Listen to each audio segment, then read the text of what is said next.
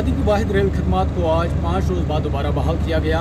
Senior Hurriyat रहनुमा सैयद अली शेख गिलानी की वफात के बाद वादी भर में एहतियाती तौर पर बंदिश आयद की गई थी। इसके साथ साथ रेल खदमात को भी एहतियाती तौर पर बंद किया गया था, लेकिन आज 5 रोज़ बाद रेल खदमात को दोबारा बहाल किया गया।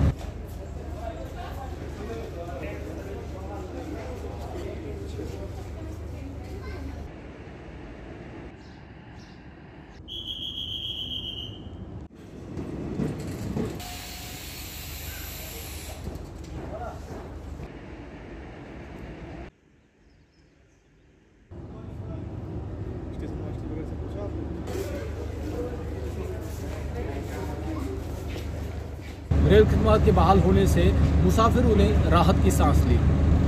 बडगाम रेलवे स्टेशन से मैं ईटीवी भारत के लिए आबिद हुसैन।